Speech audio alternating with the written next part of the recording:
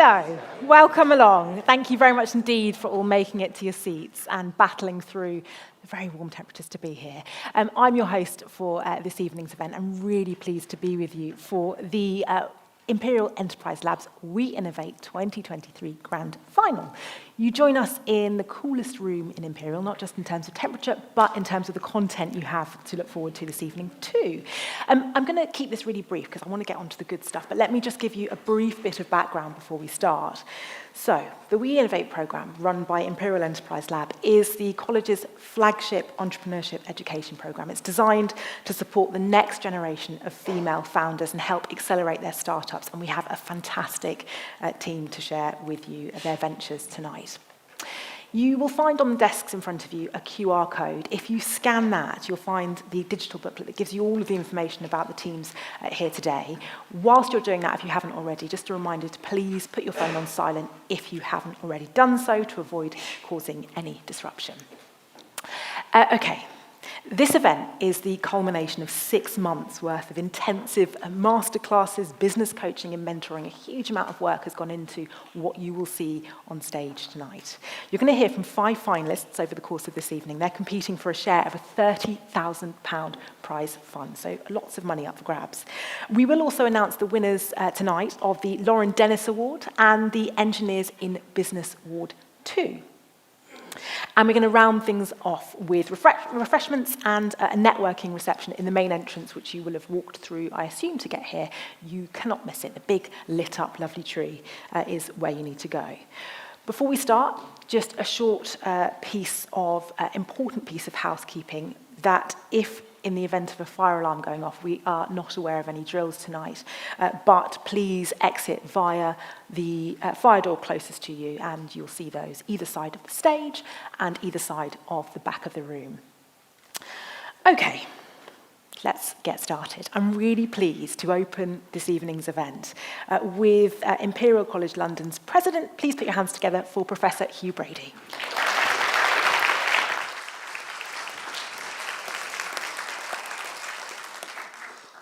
Thank you, Rhea. It's a real pleasure for me to be here for the WE Innovate 2023 final. At first, a huge congratulations to the 5 teams that have made it here. I've heard this is incredibly competitive. So just getting here is a phenomenal achievement. But a big congratulations also to the other 20 teams who aren't here. And I think the world of entrepreneurship is full of interesting case studies where those that might not have got to events like this actually turned out to be the next unicorn. So, no pressure on any of you. I'm just delighted to be here. I'm just completing my first year at Imperial, and I must say, when I think of the highlights of the year, they have been these types of events, from the London Demo to the Catalyst Challenge, and everybody kept saying that's just the run-in to this fantastic event. So really great to be here. I was staggered when by some of the numbers that were provided to me in my briefing note, and some of you will be aware of the Rose Review, which I think was 2019, and looked at the proportion of new ventures that were women-led. Embarrassingly low. I think 16% then, now only about 20%. And the same when you look at where venture capital money goes. Now you can take the half-empty approach to that and say, and it is depressing when you look at the numbers, but actually what tonight is about is about realizing that phenomenal potential. So that's why for us at Imperial, the WE Innovate program is so important. It's empowering those women entrepreneurs to assemble teams, to lead teams, and to flourish. And it's just such an exciting part of our innovation ecosystem. We're, as many of you know, we're just refreshing our strategy from Imperial. No surprise, what's coming screaming out of the consultation to date is the appetite for innovation and entrepreneurship, and a real urging by our entire community to provide more opportunities for our students, for our staff, for our alumni to to start companies, to scale up companies, and to contribute to what is, for me, I think, one of the most exciting ecosystems, not just in the UK, but in Europe. So a big thank you to our enterprise team for all the fantastic work that they put into both this program and so many other programs that they offer. I mean, their passion and their commitment to the cause is just, the feedback I get is just fantastic. So Simon, Ben, all of you, just spectacular work. And our challenge is to keep feeding the beast so we can grow it at scale and at great speed. Finally, just to thank our sponsors, I mean, this and our donors. This event could not happen without our sponsors. Thank you to BP for their ongoing support. A big thank you to so many donors whose philanthropy, again, supports this venture. A huge thank you to the Althea Foundation, who were involved in both the creation and now the support of this really important program. Unfortunately, because I have another commitment, I cannot stay for the whole event. Now, I'm going to stay off Twitter if you promise not to text me with the result, because this event is being recorded. And this is going to be like, for me, it's like watching, you can tell from my accent, watching Ireland playing a rugby match and I can't find out the result. So I'm going to be absolutely off all social and other media, and look forward to hearing about the results. So look, thank you for inviting me just to open this really special event. Enjoy the evening, enjoy the pitches, enjoy the networking afterwards, and stay involved with us. This is such a phenomenal community with huge momentum and fantastic potential. So back to you, Ray.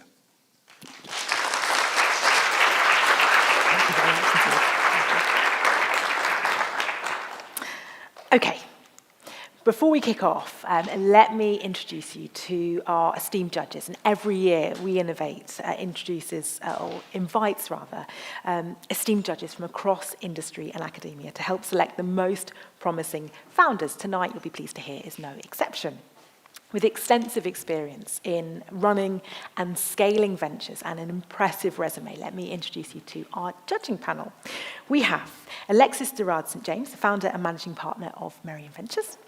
We have Viera Madalenic Musavi, the Director of Industrial Partnerships and Commercialization for the Faculty of Medicine at Imperial College. Welcome. And Ladi Greenstreet, the UK and I lead for Accenture Ventures and the CEO of Diversity VC. Welcome along.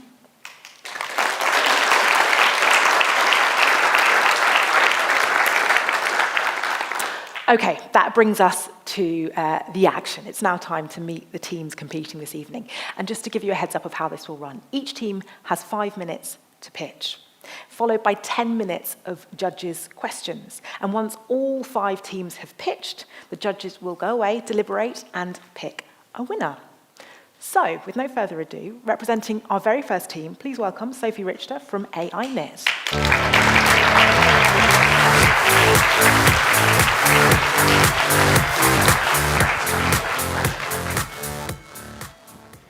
Hello everyone, my name is Sophie Richter and I'm the founder and CEO of AI-Knit, a wearable device startup from the UK.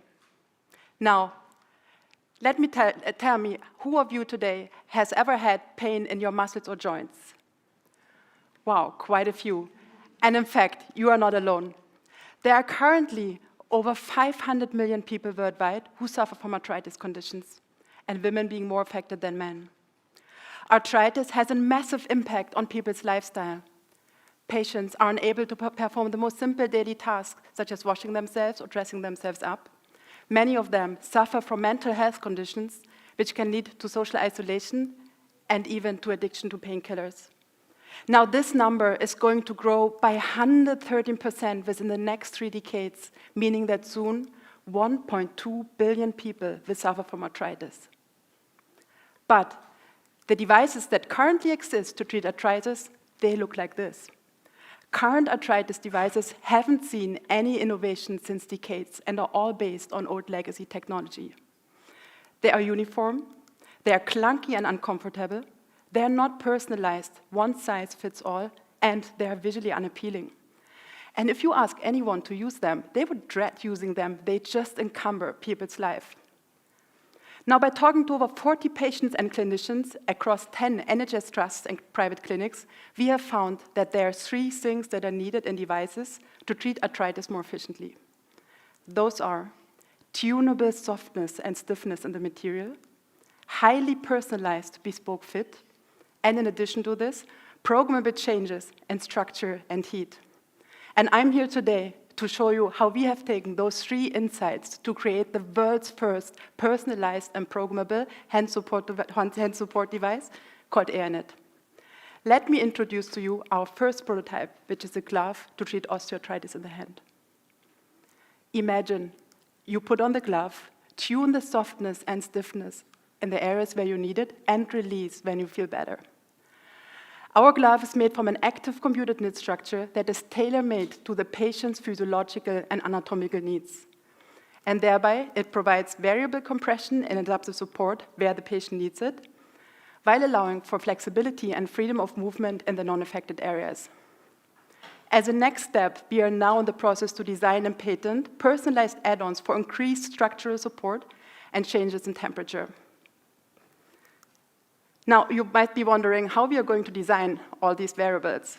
Let me show you our simple workflow. Imagine you scan the hand of the patient, and together with other medical information, we feed this data into our bespoke software, where our AI knit algorithm will compute the knit structure that is designed to heal the pain of the patient. We are then designing and fabricating the device using digital fabrication technologies, such as 3D printing and 3D knitting. And even though our device is computationally generated, you can still throw it in a wash. You don't even need a delicate cycle. Now, with AINET, we first plan to enter the hand support market in Europe, starting with the UK and then wider Europe, to then roll out globally. But it doesn't end there. We have a larger vision. We want to design other wearable devices to treat other musculoskeletal conditions for a market worth £7 billion by 2030. And we are planning to do this by first selling to private clinics, registering the device as a medical device, to then sell direct to consumers, and later on to NHS trusts. And we already have firm interest from a number of NHS trusts and private clinics to trial out our device and to bring them into their procurement catalogs. Now, our competitor analysis shows that there are currently no competitors who offer truly programmable and personalized devices. Many of them still use simple knit structures and heavy, clunky Velcro straps. There is material innovation happening in this space, mostly in the sports sector, but again, none of them offer truly programmable features and personalized device designs all in one. And we with AINET want to establish ourselves as a leader in this field. And by we, I mean our amazing team and group of advisors who work day and night to make this dream a reality. Let me introduce to you our team. We have Kassi, a knitwear designer, Matthias, a computational designer, Rohan, a product designer, and Yingwe, a textile designer. Our group of advisors consists of an occupational therapist, a lecturer in the Department of Biomechanics and Chemical Engineering, and an orthopedic surgeon, and a strategic startup mentor. And we have many more, like Janet here in the room, where we are very grateful to have her on our team as well. Now, with AINET, we are only 10 months old, but we still have many milestones to achieve.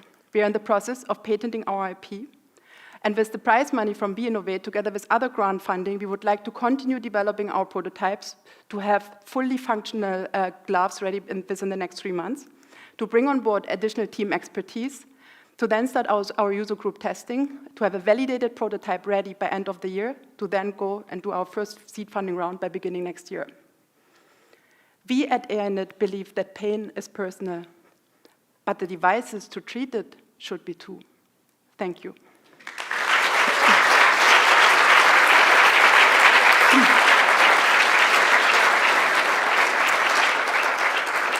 Well done, Sophie. Okay, we're going to cross over to the judges now for the Q&A. And Alexis, starting with you. Okay, thank you. Really interesting and a much-needed space. I mean, it needs a lot of attention.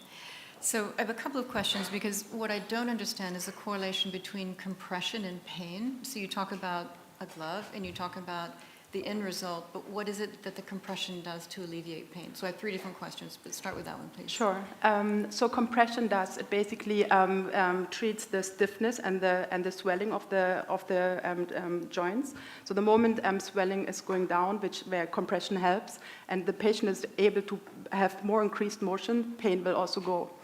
We are also planning, as I said, as a next step to add on other structural support systems and temperature. So we are also adding temperature and other stimuli which help in reducing pain.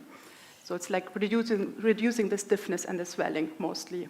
So I think it'd be really helpful if you made that connection, because not everyone understands the connection between pain and arthritis and what a compression element does. Why would you wear a glove, and what's the benefit of compression? And then how long do you recommend that they wear the actual glove? Do you put it on first thing in the morning? Do you put it on only when you have pain? So it's very individual to everyone. By speaking to different patients, we have seen like different profiles. There are patients who have early stage arthritis, but patients who are more advanced. People like to wear them the whole day, and they want to have a glove which maybe is a bit denser at a certain moment of time when they have more stiffness and more pain, but they still want to release the compression at a certain time, but still have the feeling of having a protective layer around the hand, so they would still like to wear it. But maybe then there are others who say, okay, let me take it off for a few hours, and then if I do a certain activities, I put it on again and adjust the stiffness again. So it varies. But what clinicians recommend is what is much needed is to have a long-term possibility or solution there, because mostly what people have are very simple edema and compression clamps, which are there for acute swelling, but there's no long-term solution where people can really adjust and vary those features over a long time of treatment. So we are really looking to provide a solution which the patient can have over a number of months. Okay. So this is long-term pain management, and you take it with or without pain medicine. I mean, are you trying to advocate that you would wear this in addition to taking medicine, or I mean, in replace of taking medicine? It again depends like how severe the pain is. Obviously, if there's very strong pain, now the classic medicine is giving injections. Okay. But we are hoping to use that as a side. It's a supplement. A supplement. Okay. But we're also seeing, because there's not much research currently out there, whether this could be even supplement at some point the injections, or could at least help. Okay. And you're targeting the hand first. I mean, you can have arthritis all over your body, but you can put a glove on your hand or a glove on your foot. So is it really targeting extremities? So initially it's the hand, so we're focusing on the hand, but once we have understood like how our material system works with the biomechanics, we would like then leverage these principles for other variables. So I think knee is it's a big topic with arthritis as well, but also for other conditions such as repetitive strain injuries, carpal tunnel syndrome. Okay, that's perfect. That's what I wanted to hear. Yeah. And then also your manufacturing. Is it all 3D printing based? So it's the glove is knitted. It's digitally knitted, and the add-on elements, but what we are designing now, which are for increased stiffness. So if you grab something and the load is being distributed to the thumb, for example, you need a bit more stiffness in this area. That's going to be 3D printed, but otherwise 3D knitting, a very standard manufacturing process. Okay. Yeah. Perfect. Thank you. Thanks. Okay, Vera, to you next. It's fantastic to see it's an innovation in material as well as medical devices. So have you considered the path in terms of regulation, the approval for not just clinical use but consumer use? And if you can tell us a little bit about that. Yeah, so we are planning to register the device as a Class 1 medical device. We are hoping to be able to achieve that within 1 month, even shorter, 6 months. So we know what are the needed documents we need for that. So we are planning to start this process by end of the year, then once we have our first prototype ready. In terms of your consumer product, because obviously it will be slightly different regulation, have you considered if there's any additional things that you need to do there? And obviously it's a complex regulatory path across different territories, and you're saying you wanted to start in the UK and the EU. Mm-hmm. And how have you accounted for that in terms of the financing you need? Could you reframe that question again, please? Sorry, no, I'm just sort of expand a little bit more on the regulation that because you're saying you want to launch it in the private clinics and then the consumer markets and then the NHS last. Have you considered the regulatory pathway not just for the medical use but for the consumer use? So what I'm thinking is to first register it as a medical device, so class 1, which will give me the credibility to see that this is something that really works, and then to take it to consumers as well as a medical device. So for the medical device, we need clinical evidence, we have to test it with users, we need technical statements and papers from our manufacturers. And then there's another assessment form, which should be pretty easy. These are these three things and very straightforward. And that's what I've been told, that we will be able to get it within 6 months to 1 year to have that ready. Thank you. Okay, Adi, to you next. Yeah, wonderful pitch. So I really enjoyed it, and I think the science behind it's incredible.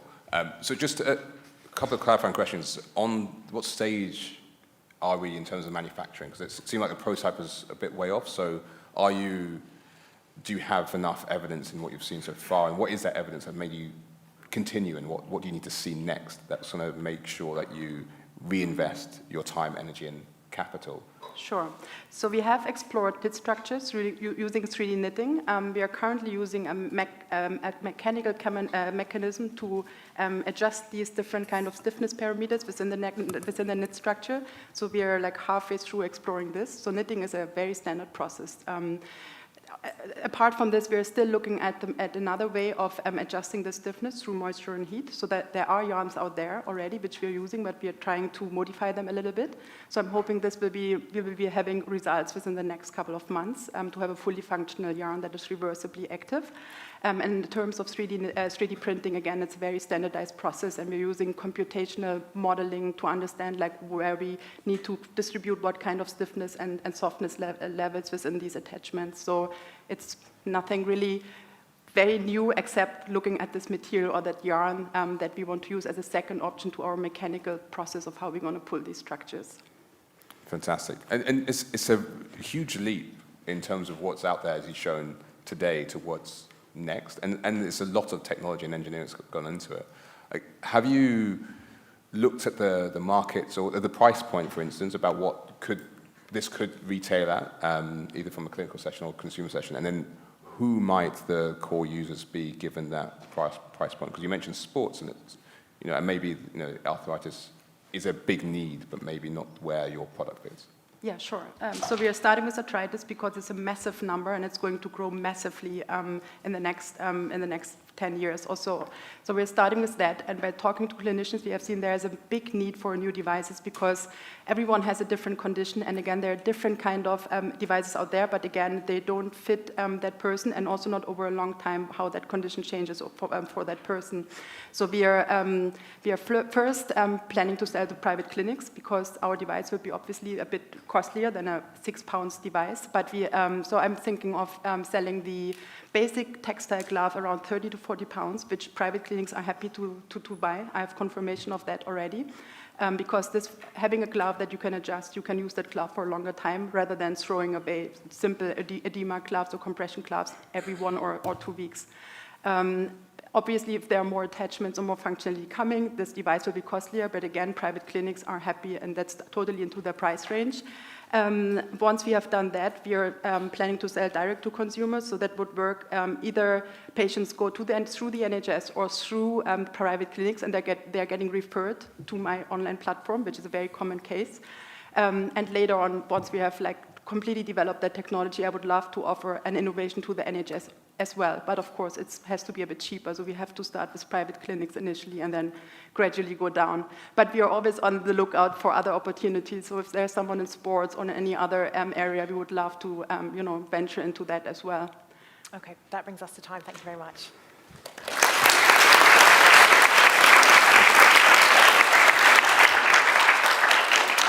Well done. Never easy being the first one to go, but I think that gives you an idea of what's to come with some music. Okay, let's move on to our next team. And next up, we have the founder of Gorilla. Please welcome Summer Chen.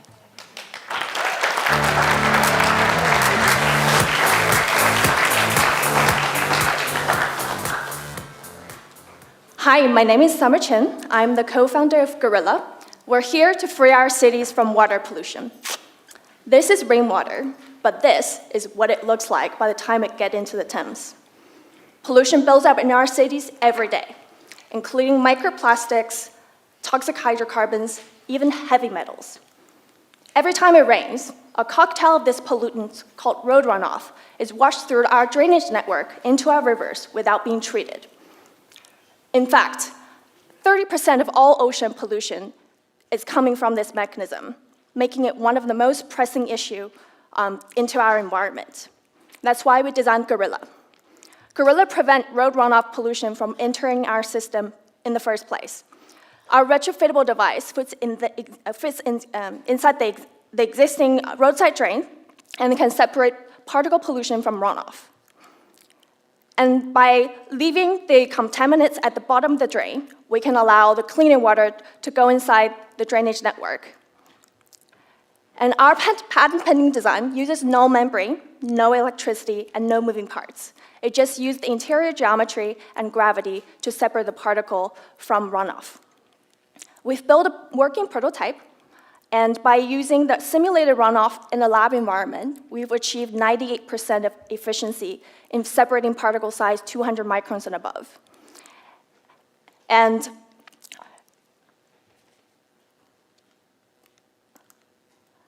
using predictive analysis, we estimate if we install our device in just 250 strategic drains in London, we can improve the local water quality by 37%.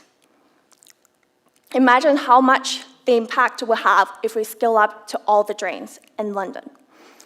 And compared to the current solution on the market, which requires massive infrastructure change and use up to 50% of all the usable land area, and very expensive to maintain. Gorilla fits seamlessly within the infrastructure and the current maintenance regime, and will cost only 1/10 of its competition, making us the only affordable, scalable, and sustainable solution of its kind. The global runoff market is about $7.8 billion, and primarily want to focus on the UK market, especially the 47,000 TfL drains in London. And we have a B2B business model, and in the private sector, our primary customers are the water companies in the UK, as they directly benefit from improved water quality and reduction in the water treatment cost. In the public sector, our customers are the local councils. We're partnering with local councils, help them to meet the sustainability goals, and such as decarbonization of the road. And once in mass production, we'll try to sell our device at £250 per unit. And we already received numerous interest from our customers in both sectors. And we're in conversation with Devon County Council for potential pilot testing and already identify the roads for the testing of our device.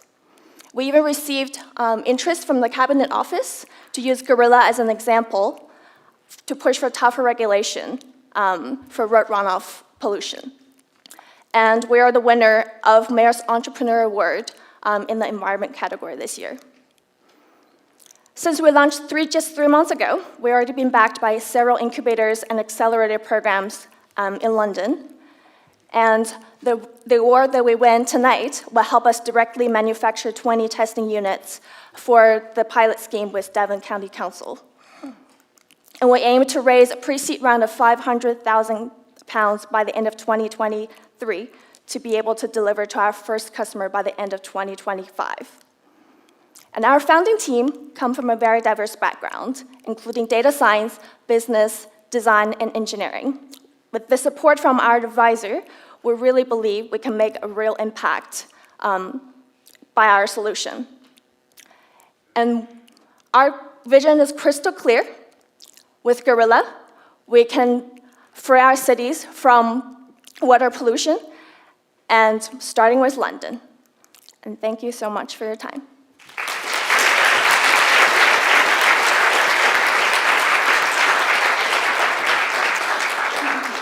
Well done, Summer, and we welcome your teammates along with you for the judges' Q&A. And for that, we'll start with Vera.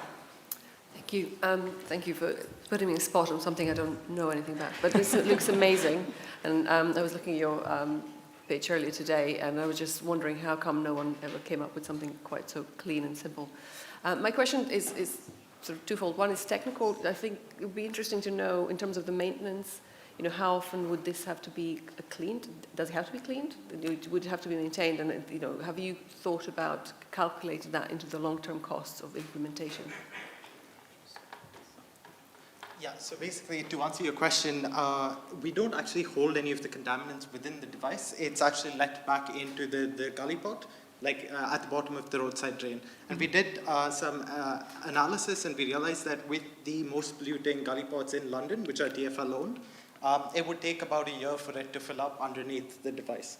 So, and they currently have a maintenance protocol, which is essentially a gully sucker, which is a truck with a vacuum in the back where they come and clean the gully pots. So we fit into that maintenance structure, because throughout our design of the device, we've actually been in conversation with our stakeholders, and we've designed it in a way that it fits within their maintenance protocol. So would it reduce the amount of times they would have to do it?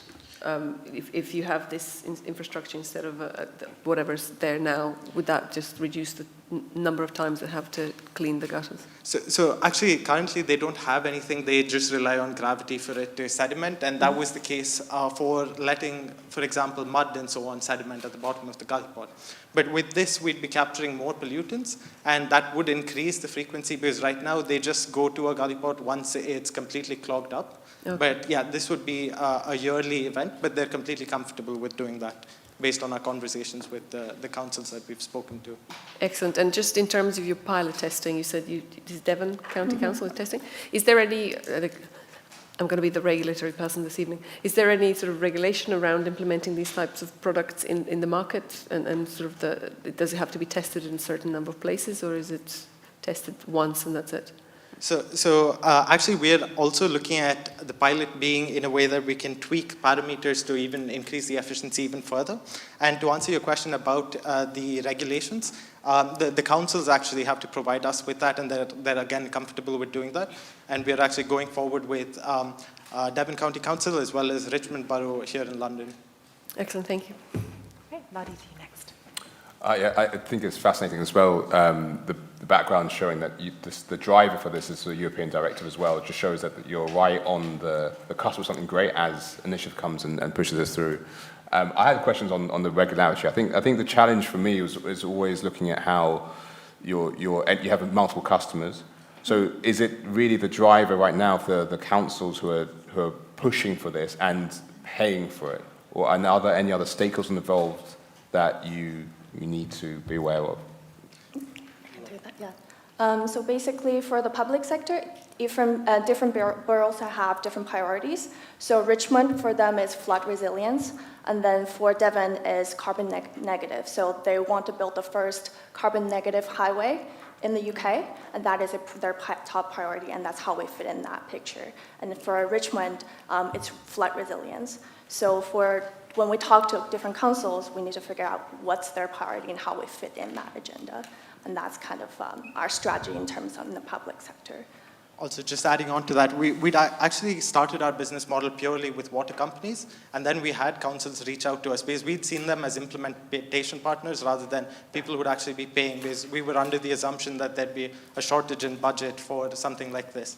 But then they were the ones that got in touch with us and said, we'd actually be very interested in installing this across our council, and we'd want to be the first one. So there's kind of a competition that's almost running now between councils.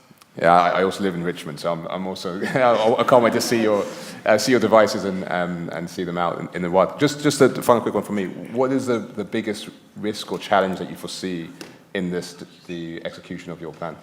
Yeah, so one of the biggest risks or assumptions that we've made actually is the fact that gully pots are designed based on a manual that's published across the UK. It's called the DMRB, which is the Design Manual for Roads and Bridges. And they define what the dimensions of a gully pot are. So we've taken that into consideration, and based on the research that we've done, based on gully pots that we've noticed, they follow these guidelines. But we've assumed that across London and across the UK, the same manual is followed. So that's something that we still have to figure out. Okay, Alexis, to you next. Yeah, thank you. Really interesting idea. How many drains are there in London? So TfL, 47,000 for just TfL. And then for the rest of like London barrels, I think it's about almost over 1 million. Yeah.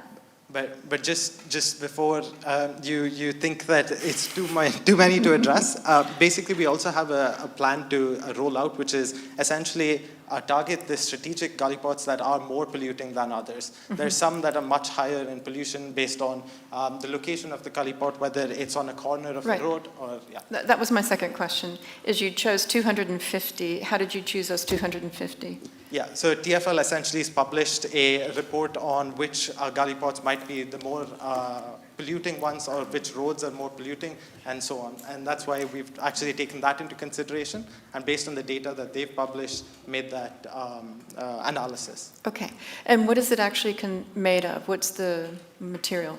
So actually, this one is a proof of concept, but for mass manufacturing, we're looking at polyurethane that's a 2-part injection fold. Polyurethane. So the pollutants are captured in the bottom, and then the council would have to recycle the pollutants and collect them once a year? And what did they do with the pollutants? So actually, there are 2 strategies. The one that's currently already installed is there are wet waste facilities that they go and then extract some minerals out of it, as well as they have a whole procedure to get rid of all the contaminants. And the second one, which is also something that we explored very early on in our project, was bioremediation, where we look at mycelium to feed on the contaminants, and they essentially convert that into more mycelium. And there are lots of startups in London that are actually using this as for different applications. So if you looked at the total cost cycle for council, and you look at purchase, recycle once a year, dispose of the pollutants, and recycle them, what's the upcycle and the total cost of implementing this per year, per annum, estimated? Yeah, so actually there's a lot of factors that would come into consideration based on how many gully pots that you install it into, because the more you do, the cheaper it gets, because you also use the same facility that they have, and whether councils already have the gully suckers that exist in many of the councils that we've spoken to. How did you price the 250 that you did your calculations on? What was the total cost cycle? For that, it was just using installation and manufacturing. Okay, pure installation, not the cost to the council for the collection, disposal, and replacement. Okay. And where is it manufactured? Where would it be manufactured? So that's also something we're currently looking at. For our pilot testing, we're looking at just within the UK different ways to make almost a home injection processing facility that we are exploring different ways to do. Okay. But yeah. Great, excellent, thank you. Okay, thank you very much.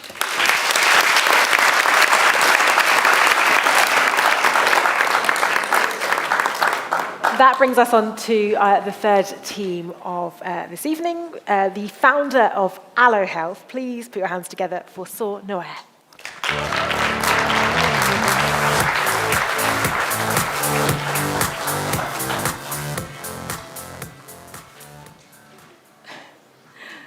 Hello everyone, my name is Saw and I'm from Allo Health. We are on a mission to improve the mental well-being of all parents. 50% of women who have anxiety and depression during pregnancy or after birth are not detected. I'm going to tell you a real story of why this might happen. I spoke to a woman whose mental health deteriorated during her pregnancy, which led to her being admitted to a mental health ward. She was feeling anxious and nervous, and she wasn't sure whether these symptoms were normal. All her clinic appointments were based around her physical health, and she couldn't bring up how she was feeling at home. And even when she actively asked for help, she wasn't given any advice or signposting because she didn't meet the criteria for a specialist referral. Her husband also didn't know about these issues. He didn't know how to help, and he kept joking that the social services is going to take the baby away. Towards the end of her pregnancy, she was at her lowest, and this was how she felt. I started thinking they'd be better off without me. I thought of drinking bleach. I didn't want to say anything because I thought I'd be taken to prison for feeling unwell. At her last appointment, when the midwife happily asked, "Are you excited about the baby?" she broke down in tears, and that was when she was admitted to a hospital. She was then transferred to a mother and baby mental health unit. This isn't a one-off story because 1 in 5 women develop mental health problems during pregnancy and afterbirth, most commonly anxiety and depression. This affects women globally indiscriminately of race, ethnicity, or gender. It can also affect the partners. It can affect 2 gay dads, 2 lesbian moms, and all modern family structures in our society. And the problem doesn't end with the parent, because when the parent is unwell, it affects the environment that the child grows up in. Currently, 1 in 3 mental health conditions diagnosed in adulthood directly relate to your childhood experiences. So it's got huge implications to healthcare, currently costing the NHS 1.2 billion per year, with a net burden to society of 8.1 billion per year in the UK. So there is a need to detect problems early rather than intervene at points of mental health crisis. That is why we started Allo Health. Parents can be introduced to our Allo tool at their first clinic appointment with the midwife or a GP. They can access a clinically validated tool that screens for symptoms of anxiety or depression. This will generate an evidence-based report tailored to their needs at that time, educating on what symptoms are normal and when to seek help. Sharing this with family and friends can help educate the whole family unit and to start having open conversations to normalize, not stigmatize. Sharing this with clinicians also can help them detect problems early, which can increase access, which can increase patient accessing the right support, which are all in line with NHS long-term plan. The global digital mental health market is growing at a rate of 20% every year to reach 70 billion in the next 7 years. The UK digital health market is also growing to reach 19 billion in the next 7 years. Private mental health companies in the UK make more than 90% of their income from the NHS, who's paying them 2 billion per year. Over the last 9 months of market research, we've spoken to more than 50 people who are parents, mental health experts, businesses, charities, as well as regulatory bodies. And so far, we have had traction from a mental health charity in Thailand, as well as from an NHS trust. This has led to our business model to license our product to private mental health companies, charities, which are in the UK, as well as Asia, as well as to sell it to the NHS as software as a service. What really sets us apart in this market is the specificity of our product. It's a clinical tool that is designed for pregnancy and afterbirth. Our team is also a competitive advantage because we are a team of doctors, designers, researchers, and software developers, as well as our advisory board who brings years of deep sector knowledge in perinatal psychiatry and data science. The journey for Allo really started with my master's project exploring how women were accessing perinatal mental health support. The solution, Allo, was co-designed with parents and clinicians. And so far, we've made significant progress through a number of programs, and this is where we want to go next. The WE Innovate grant tonight could help us with the development of our MVP to reach the next step to start generating evidence through pilots, then go to the market. Then later, we would like to scale our product to more NHS trusts as well as Southeast Asia. So real stories, like I told you in the beginning, have inspired our mission. We want to educate, motivate, and empower all parents to better look after their mental well-being. We are creating a future where no parent feels guilty or ashamed to talk about their mental health struggles and are able to access the right support at the right time, starting now. We're Allo Health, and I'll be delighted to take your questions. Thank you.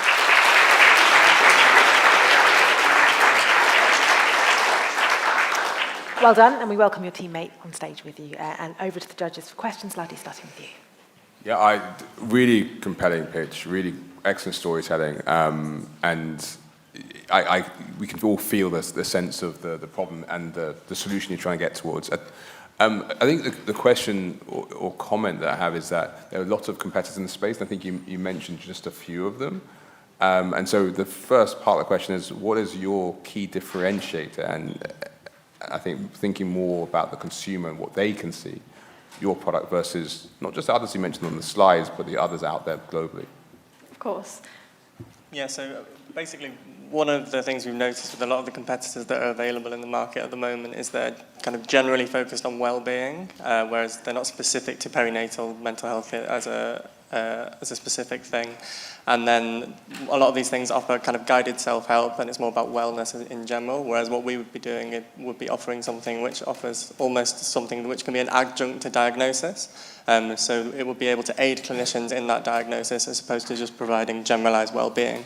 The benefit of this is that what it would mean is it could integrate into current pathways. So our idea in the long term would be for this to be integrated into, for example, all maternity pathways. So at your first maternity appointment, you get put in contact with the app and with the platform, and you can use it from there going forward. So our plan, which we think differentiates us, is the fact that it's specific to perinatal well-being. It can be used to aid diagnosis and could be integrated into current pathways. That's what we think would be the differentiating factor. Just one very small thing is that we are providing a clinical lens to it, because currently all the competitors are advising on general mental well-being and self-help advice, but then we are providing that clinical lens. And a lot of the women that I spoke to during the research is there's a plethora of information out there. They don't know which one is relevant to them. Some women don't even know what to search for to even get to that. So what we're providing is that middle ground to help identify exactly what the parent need, and then bringing in that support that is relevant to them at that time when they do the assessment. Quick follow-up question. So how will you know it's working? What are you using as a foundation for your clinical evidence? So how will you know that your app is working? Yeah, okay, so one of the things that we've found is that through the research, there's a lot of barriers to accessing support. So what we would, if we were to run a pilot study, what we would hope to find would be that there would be an increase in the detection rate. So if we're assuming at the moment people aren't accessing support because of the current system which exists, if we were to implement our app into a cohort of parents, you would find there would be more people reporting that they have anxiety and depression, because it's easier for them to screen themselves and get the help that they need. Furthermore, one thing we would hope to find is that there would be a reduction in the amount of hospitalizations and people deteriorating with regard to their mental health. So using those two metrics, we think we could prove that this is better than what currently exists. Okay, Alexis, to you next. Thank you. Alexis, to you next. Thank you. Could you explain a little bit the business model? So if you're targeting this middle ground, that's going to be a period of about 18 months, or what is the actual duration that you're looking at to capture someone that's vulnerable? Yeah, so the perinatal period is generally defined as kind of from pregnancy to around 1 year after birth, but we would not be completely restricting it to be, hard cut off at 1 year. People were, enjoyed using the platform, and we built a community around the platform. We wouldn't be kind of stopping people at that hard point, if that makes sense. It does. So let's say gestation, 9 months, and then 1 year after. And do you visualize in your business model a handoff to a different kind of need, a different kind of mental health support? So the end users of our product would be parents, but we are selling to NHS trusts, so like healthcare providers or charities. So they can be the channel through which we can reach the end users. So even if a person have given birth and they've gone out of the perinatal period, through that charity or NHS trust, there will be another person who are pregnant, and so we're not essentially following. We don't need that kind of repeated customer comeback, because we're selling it to large organizations which have reached to so many parents who are giving birth at the moment. So the business model then is to sell this up to NHS, they embed it on their platform, they refer patients to it, and then any given year, how many patients do you think would use it, and then what's your price point to the NHS? Yeah, so we don't have an exact price point on what we would be charging the NHS, but for a rough number of births in one NHS hospital, for example, if we were to start a pilot at Chelsea and Westminster NHS Hospital last year alone, there were 11,000 births, so that's 22,000 parents in one hospital. With regard to how we would sell it, we would think we would either do it as per user, or a flat fee per annum charged to the trust as well. And you're assuming it's 1 in 4, and then the consultant would refer the patient, or are you thinking that it would be on an NHS dashboard and they could just download it preemptively on their own? So that would be our vision, to for our tool to act as an enabler to transform the services that we are providing to our patients at the moment, but that in the first instance, we envision it, whether it's a GP surgery or a midwife or a maternity services at St. Mary's Hospital, for example, if they partnered with us. So they would be the one who would be referring the parents who come to their clinics at their first ever screening appointment. When they give that booklet, we would want them to say, if you're thinking about mental health, please look at Allo Health. And then, they can show the report repeatedly as they go to the clinic appointment. So many people have tried this, from Google to quite a few competitors, and the market's very divided towards using an AI bot to generate the 22 questions that are most often asked, or it's moderated. Which one are you? With regard to the questions that are asked? Mm-hmm. Yeah, so the questions that would be asked would be based off of currently clinically validated screening tools which are used in the NHS. So it would be for a pregnant woman, for example, or a postnatal woman. It would be the Edinburgh Depression Score aggregated with GAD, Anxiety Screening Score.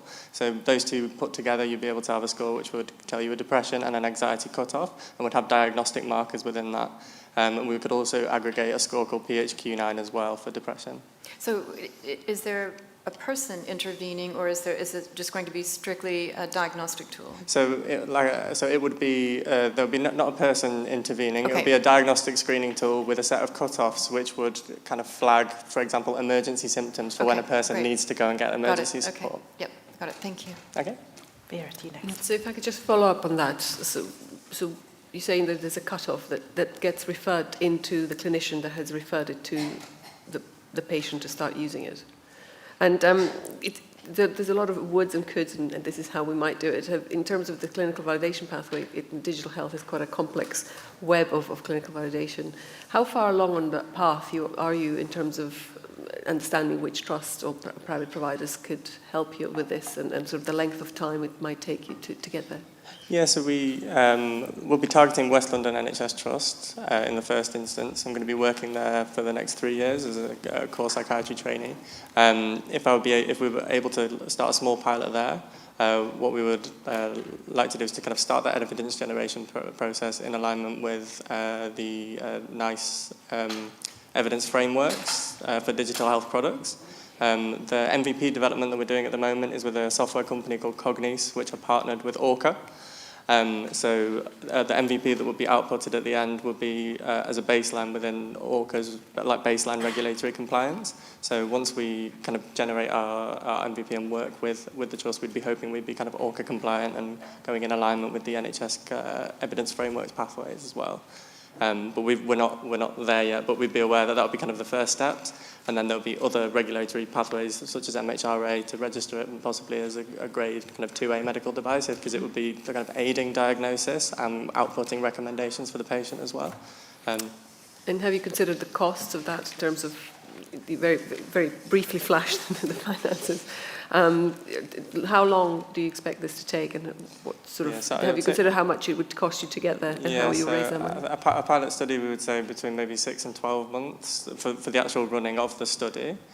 The actual cost we'd be looking, I think, for just starting that pilot, between 50 and 100,000 as a rough start, and then also we'll be looking for grants to be subsidised by NIHR as well.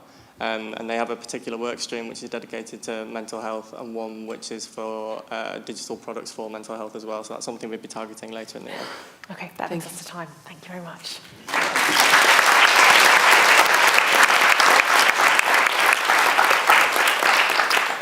Well done. We've got lots of teams to get through, so we are keeping a close eye on time.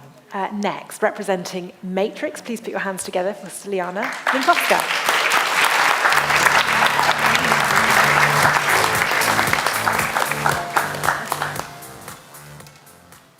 Hi, good evening everyone. Thank you for being here. My name is Stiliana Minkowska and I'm the founder of Matrix. We're on a mission to transform women's reproductive and sexual health and care. But before I tell you why and how we plan to do so, I'd like to ask the audience, how many of you know what these objects are? It's not a test, it's just for my personal understanding. Thank you. Don't worry, because you're about to find out all you need to know. It's the speculum. It is a gynecological instrument which is used by clinicians in order to access the women's reproductive organs. It hasn't changed in design since its inception. And in fact, if you go to the Wellcome Collection in London, you can see for yourself that the device hasn't been innovated since the Roman era, 200 BC. It is archaic-looking, torture-like, and medieval, but more so, it's a great barrier for women attending their life-saving assessments and procedures. 30% of us experience severe reproductive issues, but sadly, only under half of us attend the appointments and seek the necessary help. And you may wonder why this is. And this is why. Women are not only asked to strip their clothes during the culturally inappropriate procedure, they have to leave their dignity and control through the door. It would be great if we didn't have to be opened up like a can in order to get examined, and we couldn't agree more. Therefore, we created Matrix, a 21st century radical replacement, evolution, and revolution of the speculum. It is a human-centric design solution designed entirely for self-use so the patient can fully control the experience. It's digitally enabled, which allows the clinicians to see 30% more to what they normally would with a naked human eye. The way it works is very simple. Patients are asked to attend their appointment, like the pap smear test, for instance. They collect the Matrix kit and they go to a safe space where they perform first the digitally enabled procedure by applying it to themselves, and it's instantly transferred to the clinician's software. Then they take a swab for the cytology collection, and eventually they return the kit and have a brief consultation based on the visual results. At the end, they receive their results and they're in control of their personal data.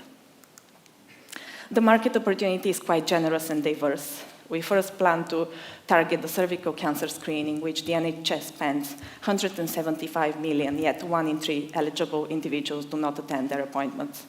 Then we plan to expand on the sexually transmitted infections and diseases, and eventually going into childbirth.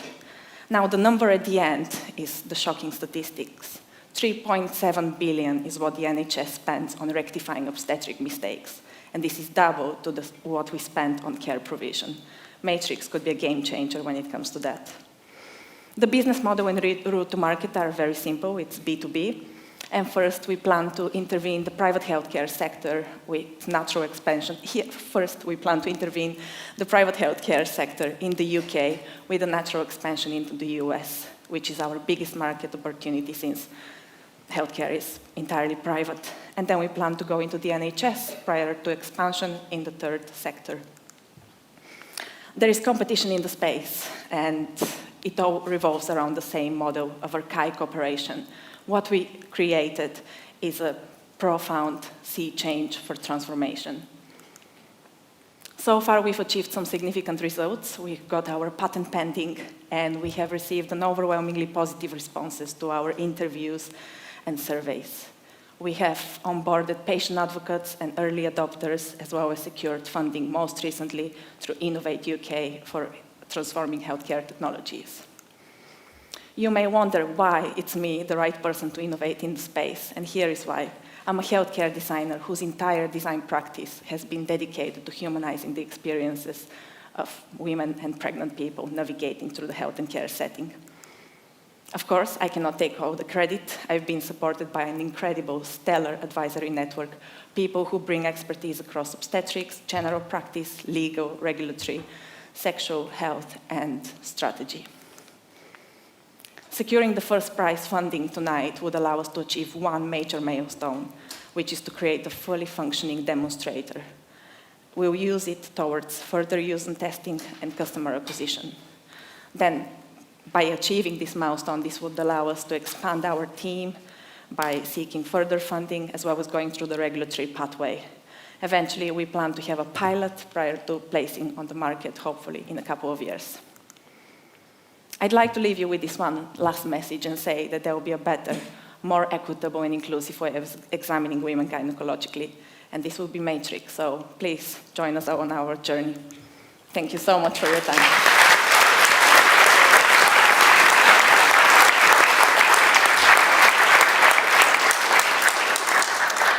Well done, Celiana. Time for the judges' questions, and Alexis, to you first. Great presentation. Thank you very much. Thank you. So I have a couple of questions. What's it made out of? What's the device made out of? Is it recyclable? And can you talk a little bit about the technology that's embedded in it, please? Sure. So the technology is, what we try to achieve is, there are three areas which we are studying: the ergonomics, which is the shape and the form, and the grip, etc. And then there is the software, which is the doctor's application as well as the patient's results. And eventually there is the hardware, the electronics. And we are using human-centered design to kind of leverage all these three elements. And the technology itself, what we are planning and what we are testing, we hope to achieve through some further testing, is to have the technology almost as a bullet which lives within the device. And then this could be removed, and then the actual silicon mold could be recycled, not recycled, but sterilized. And then the bullet can be charged because that's where the camera and all the tech would be living. So you sterilize the actual plastic part, but the technology, is it reusable, or is it, how do you sterilize that and you reuse remove that? it. So you remove it. You can even wipe clean, sterilize the actual metal part, because it needs to be isolated. So the totality is recyclable, reusable? Yes, and we are looking at exploring some materials which are environmentally friendly and compostable, etc. Okay, and then you have a lot of advisors. Who are your team members? So I'm the founder. And I've got James in here, who has been a great supporter and a business partner. And I'm looking forward to fundraising in September this year, hopefully, to build a team, just clinically and technically savvy team members who know how to. And how is this manufactured? Is it manufactured in a university setting, in a lab setting? Is it manufactured domestically? Yeah, we are planning, because it's such a regulatory heavy burden, I'm expecting the questions.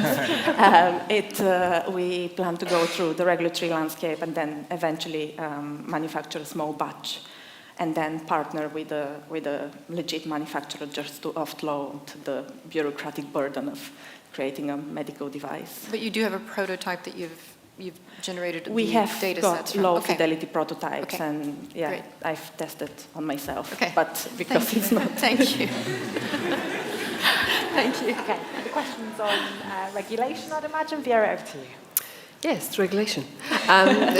You rightly said it's a complex market, and have you made inroads in understanding how this will be classified? Obviously, you're disrupting hugely 2,500 years of practice.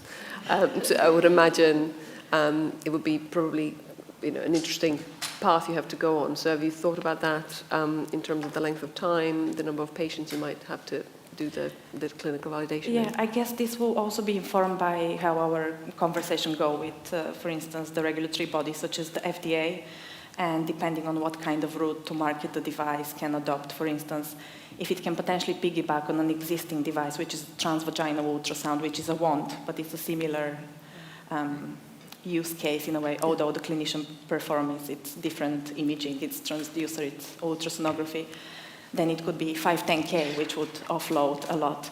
But then because the use is the person does it to themselves, the intention is, of course, if they're able to, then this could be breakthrough or de novo. But it's a class 2 medical device, because even though it's not invasive, it's classed invasive because it goes into the human tissue. So how far along that kind of path are you in terms of it? Because it's a massively significant cost difference and time difference in terms of how long it takes to get approval. Yes, that will be probably, when we fundraise, a third of our fundraising costs will go towards covering the regulatory pathway. And I've got on board a regulatory advisor who's worked in both medtech and also the sex toy industry. So it's kind of bridging the two.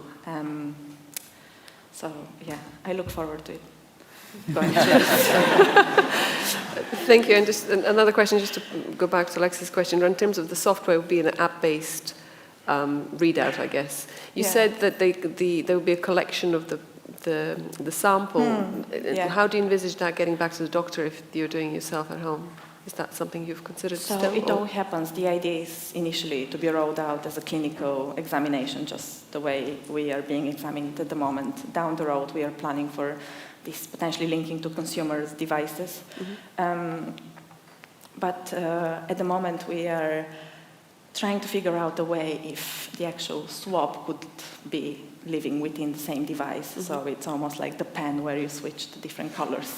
So you can take the imaging and then have the swab. I've got a sketch, but we didn't have enough slides to share that.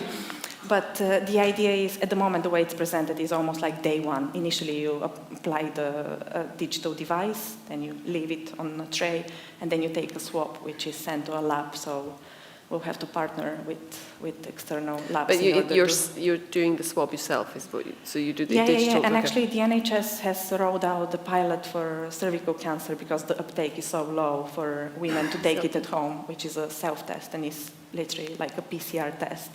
Okay. So it's Taking a swab from a different place. I'll leave it there, thank you. Yes. Okay, Ladi, to you next. Yeah, I think it's just an incredible demonstration of how important it is to have more diversity and representation across the innovation industry. And I've been in the situations where these sorts of devices and problems that get solved because there's too many men, frankly, in the venture capital industry. So well done and fantastic. From doing the research, and you had the competitor out there, Yona, I think, and given how much innovations happened, and you said it's a sea change, Yona was designed by, I think, Frog Design in 2018, and they kind of still came with the... Yona. still I've came got with, it on my... Still came with the existing type of product. So what made you decide to switch, and what advantage is there, or even better, disadvantage of using your tool as opposed to the existing kind of very nicely industrial design Yona? So what kind of the disadvantages of your approach versus theirs? In terms of disadvantages, probably is how do you raise awareness and break the stigma around it. This looks like a sex toy, and in my view, it should, because it's something that goes into your most private and vulnerable parts. I guess disadvantage of using matrix as opposed to the speculum, I think they're just advantages, to be honest, because the speculum doesn't account for the different builds, physical builds, and also lived experiences. Women are non-homogeneous species. We go through so many hormonal changes through our lifetime, and I think the current examination doesn't account if you've had a traumatic childbirth, or if you're menopausal, or if you've been sexually violated, but also the different conditions that we develop, such as vaginismus, which is the involuntary tightening of the vagina, where you struggle to insert a tampon, let alone be open up like a can. I think the idea is to, of course, give patients the choice. This will roll out as a choice, but also it's about education to clinicians and early adopters, as well as the users, the direct users, which are the women and people that are going to be using this, and just giving them the choice and the benefit that this actually creates a digital record for long-term follow-up, where you don't need to examine people over and over again. I actually had a conversation, I shared this story with some of you, I think, in this space. One of the advisors, Hiba Khan, she is an NHS obstetrician, and she works in A&E, and she had a laboring woman who came to her care, and she was really worried because she was bleeding, so she had to open her up to assess her, because obstetricians always assess with the speculum as opposed to midwives who use their fingers, which one is better and worse. And the speculum, normally she says this is the handlebars is what snaps, but actually the duckbill element snapped inside the person's vaginal cavity, so she had to put her to sleep in order to operatively remove it. So I can leave them here with you because you can just to see.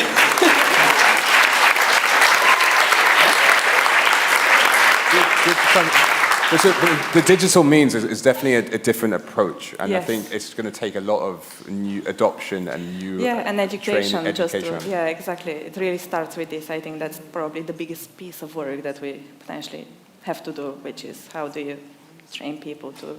Yeah, and that's why I was very pleased to see that you come from that design thinking background. Yeah, so it's always the... it's Yeah. Yeah. That brings us to time. Thank you very much. Thank you so much.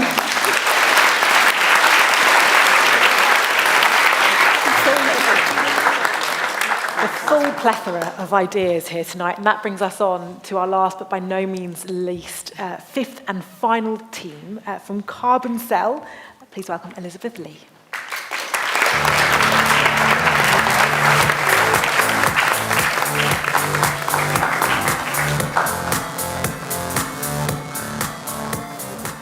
Hi everyone, I'm Liz.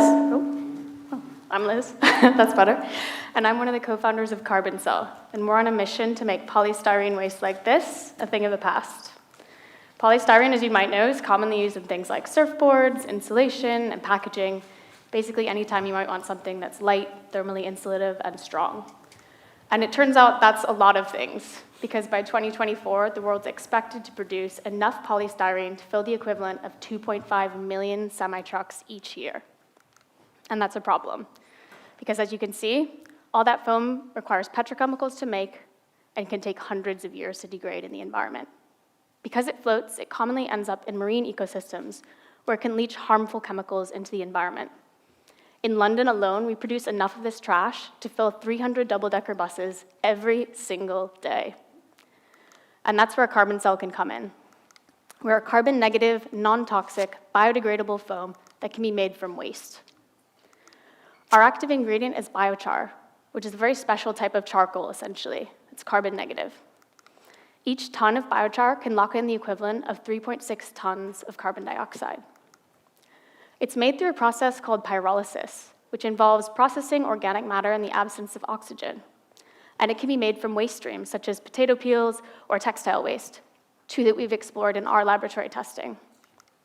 Our technology allows us to take that biochar and create a rigid foam out of it that's lightweight, strong, and thermally insulative while remaining biodegradable.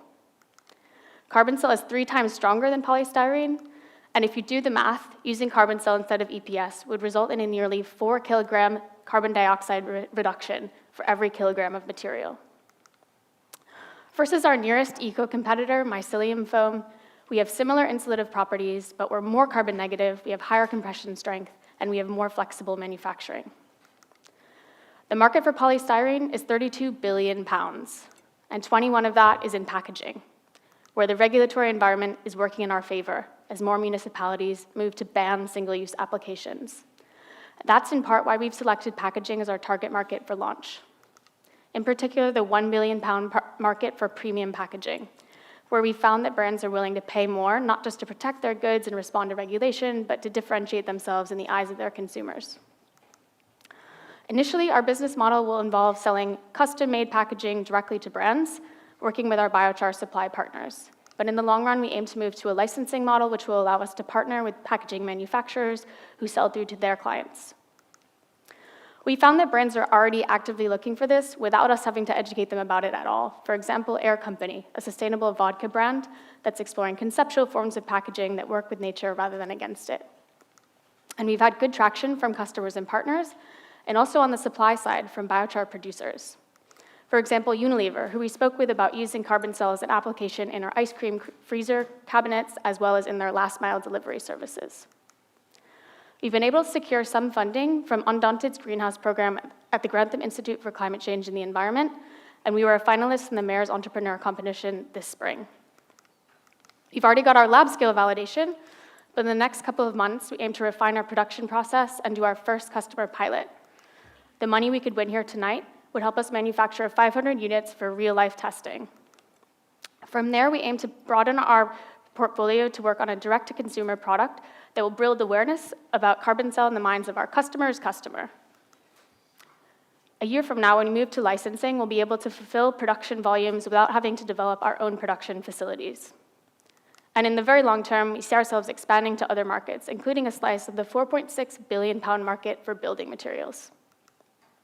We're a committed team of engineers and designers with business experience and a double master's from Imperial College London and the Royal College of Art.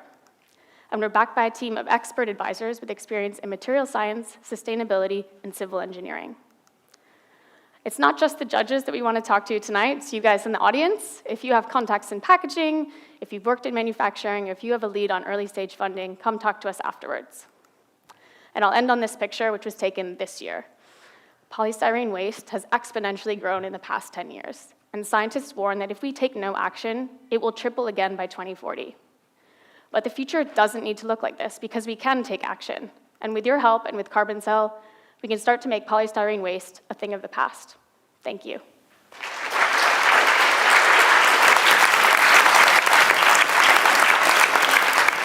Well done, and we welcome your teammates along to the stage with you. I'd like to pass this sample to the judges as well.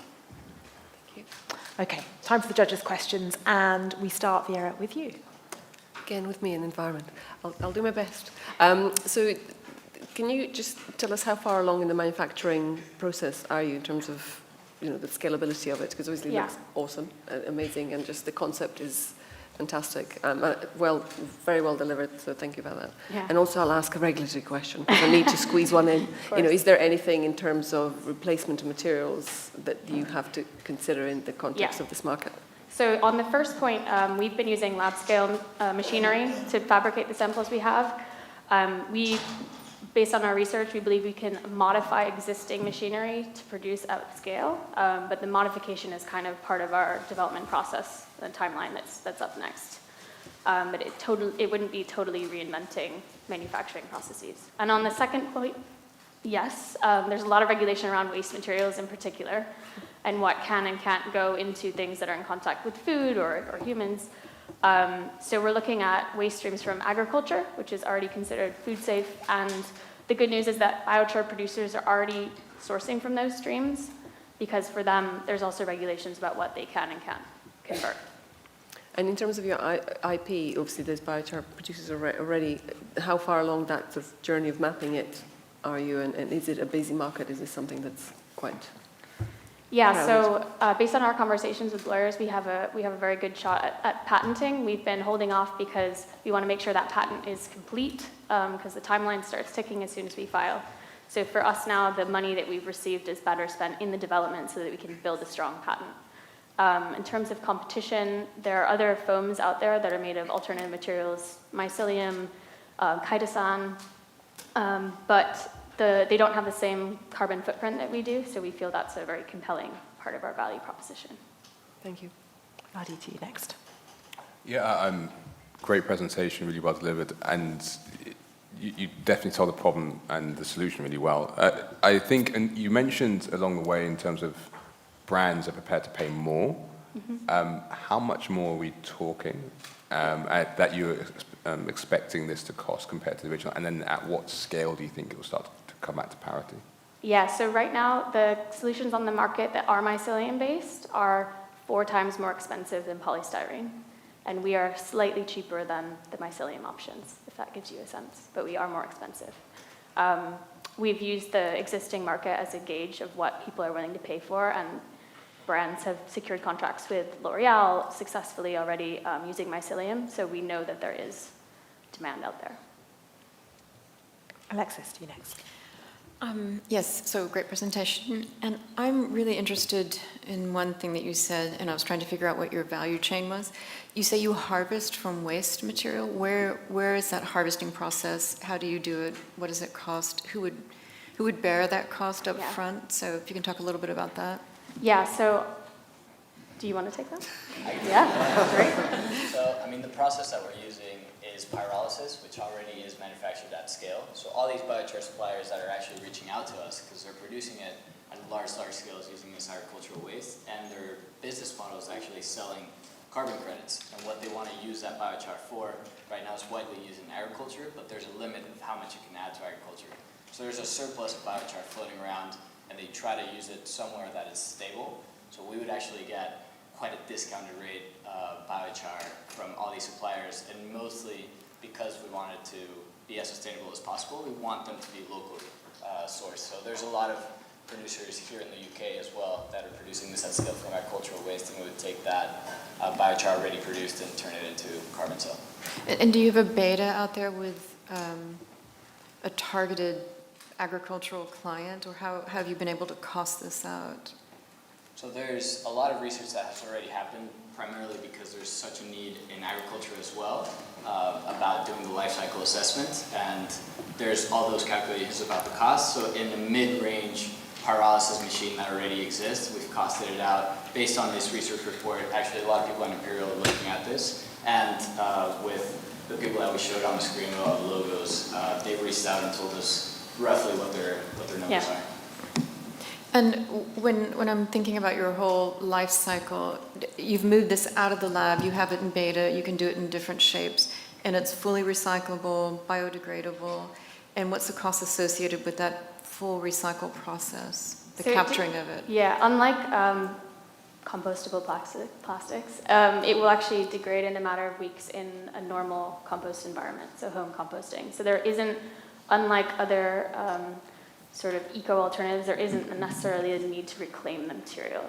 It can just go into your home compost. So the objective is to not recycle it, but to let it just biodegrade, and then so you're on the end of capturing through the waste material, building and then biodegrading. So that's your life cycle. Yes. Okay. And then final point is toxicity. So how have you measured and gathered your toxicity reports for this? So that's actually quite a competitive advantage for our material because it is non-toxic. So right now, when they add it to soil, for example, in agriculture, it helps retain micronutrients and retain moisture, so it actually increases the yield. So it acts like a sponge? It acts like a sponge, right, exactly. Okay. So once you biodegrade it, it actually improves the soil, and the carbon stays sequestered, stable for centuries. So there's actually no toxicity, it's actually beneficial for the environment. And what do you think the barriers to entry are for this technology? It's black. I think that's a pro, but sometimes people they want it to be a different color. I think also cost and just changing over existing legacy systems, particularly with someone who already has a production line with injection molded polystyrene. We're going to have to convince them that it's worth it to switch the way that they operate. But you said that you could retrofit Yes. existing. Yeah. But and have you costed that out, the retrofit? We haven't costed that yet because we need to do the development. Yeah. Okay, great. Thank you. Okay. Thank you very much. Time. Thank you.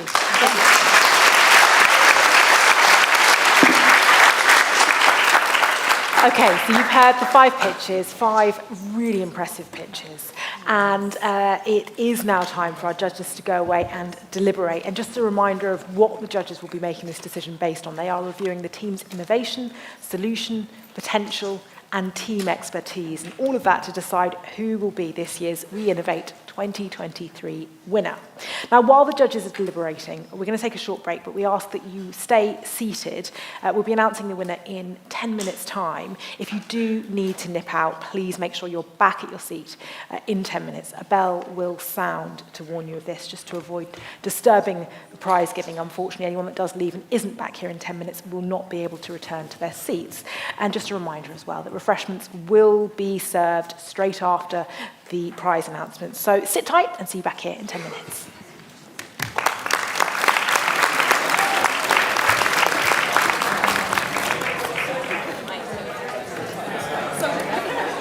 You take your phone.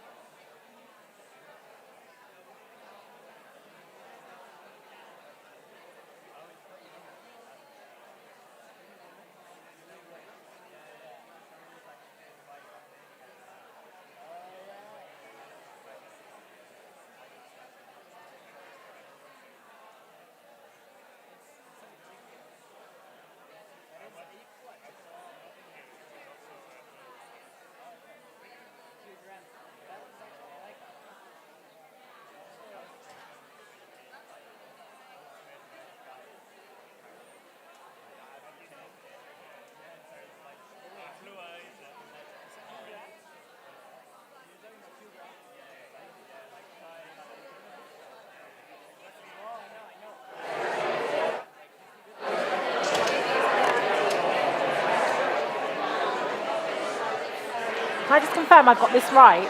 I'm so sorry. Do you mind if I squeeze past? Thank you ever so much. So let me just double check I've got this right. So the final two.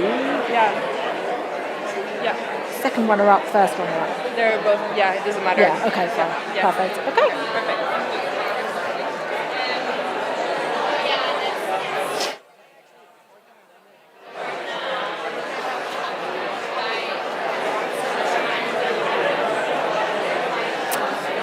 Okay, I'm going to ask you to quieten down. And thank you very much indeed for making your way back in so swiftly. So, to start with, I'd like to welcome back our judges who've had a really tough task making that decision, deliberating on who tonight's winners are going to be. And just as a reminder, our judges were scoring the teams based on their innovation, their potential to grow, their team expertise and plans to develop. And they've now come to their final decision. To start with, please join me in welcoming Alexis Durard St. James to the stage to present the winners of the Lauren Dennis Award, which this year is 6 months, hold time, 6 months worth of business coaching for the winning venture. Now, go for it. Alexis Durard St. James, welcome along.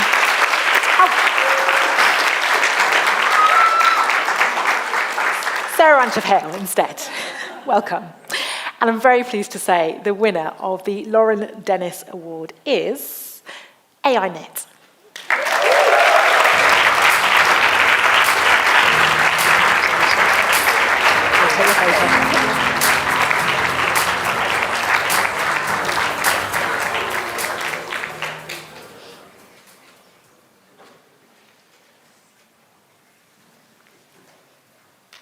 Congratulations.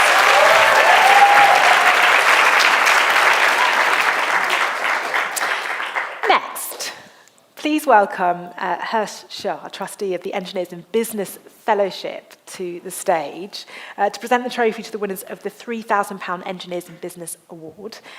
This award is going to one phenomenal team made up of engineers changing the way we live through positive impact. And again, this prize has been picked. Actually, this prize has been picked from the wider WE Innovate 2023 cohort. So please put your hands together for PicoSense.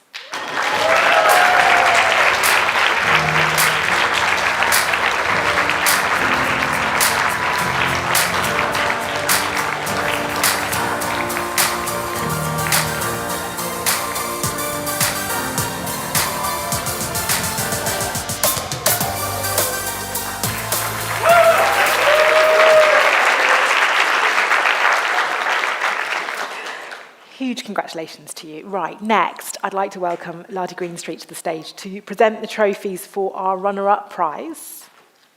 This is 2 ventures, each being awarded £1,500. And please join me in congratulating the second runners-up tonight, that is AINet.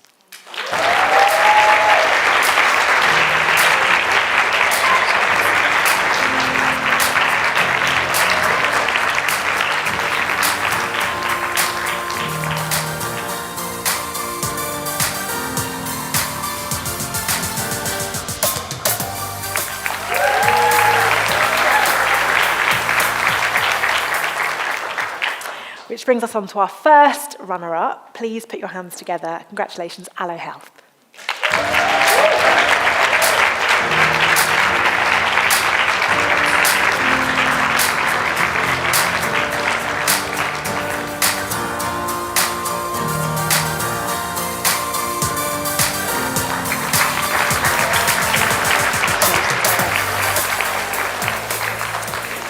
Okay, that brings us on to our top 3 prizes for tonight. And to announce those, I'm going to hand over to Viera Magdalenik-Musavit.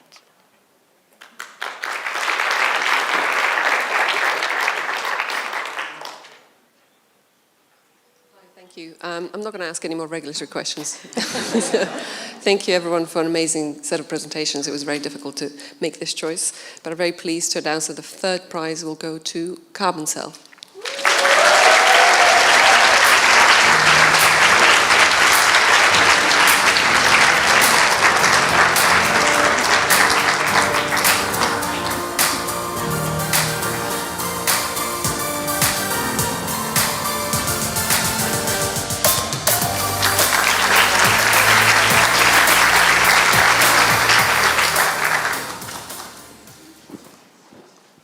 continue? The second prize of £7,000 will go to Gorilla.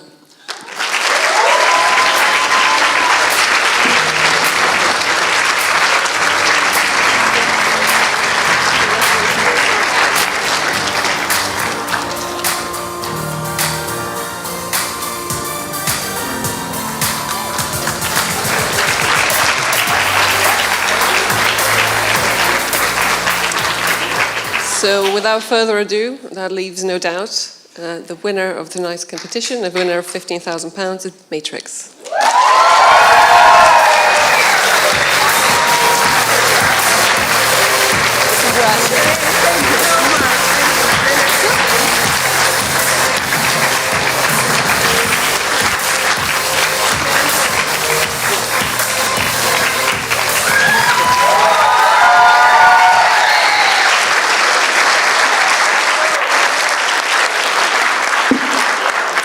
A huge congratulations to all of the teams who took part today, and particularly to our winning team. Also, huge congratulations to the wider WE Innovate 2023 cohort. As I mentioned earlier, a lot of work has gone into getting to this point. Also, thank you to our brilliant judging panel and to BP for sponsoring WE Innovate programme. To find out more about any of the information you've heard today about the Imperial Enterprise Lab, just head online to imperialenterpriselab.com and the picture that you'll see on the big screen here. To find out more about the work that the Enterprise Lab does, please speak to the team's head, Sarah Ranchev-Hale, who you will find in the college main entrance, manning the stand, the Enterprise Lab stand. Which just leaves me to say thank you so much for joining us this evening, for being a brilliant audience, and to invite you to make your way to the college main entrance to join us for networking and drinks. Just follow your way to the big lit up tree. Thank you very much indeed.